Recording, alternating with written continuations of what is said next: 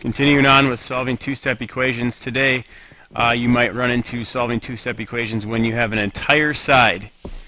When the entire side is being multiplied or divided. When you have an entire side being multiplied or divided, there is another step that is involved in the solving equation process. And that being said, basically what you'll do is you're going to follow really 8-2 day 1 steps. The only difference is the first step. When you come to a problem, when you have an entire side being multiplied or divided, you need to do this first. You need to get rid of any multiplication or division that is happening to the entire side with the variable. So if you have something that is being multiplied completely into one side or divided into one side, you need to get rid of that multiplication or division by doing your inverse operations. Step 2 is basically for you to follow the steps from 8-2 solving two-steps equations. So that is on your previous notes. So here we go. This is how you would attack this problem. You have 3g plus 5 equals 17. According to those steps that you had on the previous problem, you had step 1, if you look back, was to combine like terms, CLT if possible. Well, there's no like terms on the left or right side of the equation, so the next step would be to get rid of any addition or subtraction to the side with the variable. In this case, you are adding 5, so to get rid of plus 5, we would subtract 5 from both sides. When you subtract 5 from both sides, 3g drops down, your 5's would cancel out, your equal sign lines up, 17 take away 5 is 12. Now we need to get g alone. In order to get g alone, we'd have to divide by 3 because it is being multiplied by 3. Equal sign lines up, 3's cancel out, you get g equals 4. So there's your two-step equation there. I want you to go ahead and work through the next problem here. If you need to, you can pause the video right now and work through it. Use those steps. So go ahead.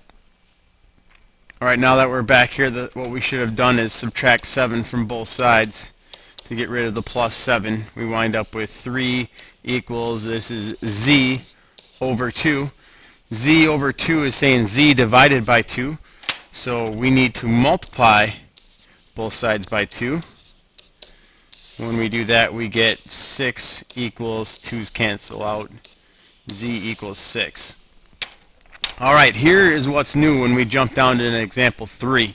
Here's where we're actually going to need to apply the first step that we wrote down today. And that first step was to get rid of any multiplication or division that is happening to the entire side. Well, one side is being multiplied by 7 here. Okay? 7 is next to a set of parentheses, so 7 is basically being distributed into this set of parentheses. Remember, distributive property deals with multiplication. So we have 7 times p, right? That would give me 7p. Well, we don't want to distribute. In this case, since 7 is being multiplied entirely to the other side, meaning 7 is getting multiplied into p, multiplied into 3, so it's multiplying everything on that side. We're going to get rid of that multiplication first.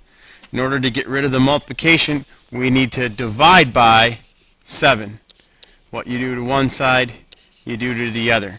This will eliminate our 7's.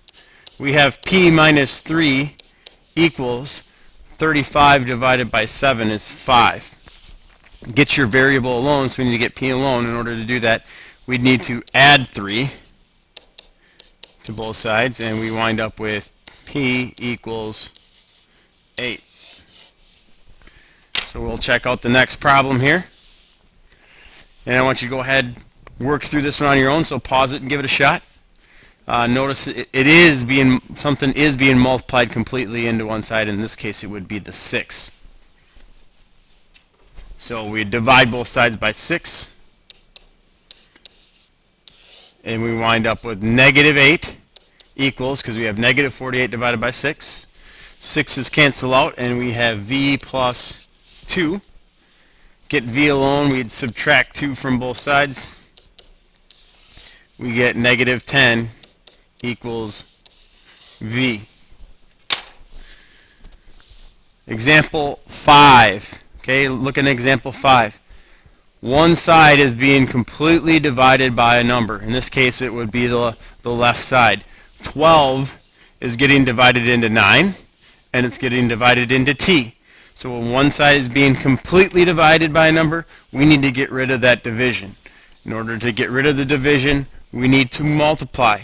So we need to multiply both sides by 12. When we do that, the 12s would cancel, leaving you with 9 plus t equals negative 3 times 12 is negative 36. Get your variable t alone. In order to do that, we need to get rid of a positive 9, so we need to subtract 9 from both sides, and we wind up with t equals negative 45. Example 6. Again, why don't you go ahead and give this one a shot and check back in. Alright, we should have multiplied by 7 to both sides because 7 is being divided into z and 5, so the entire side is being divided. So to get rid of that division, we multiply both sides by 7. We're left with z plus 5 equals negative 3 times 7 is negative 21. Get z alone, we'd subtract 5 from both sides, and we come up with z equals negative 26.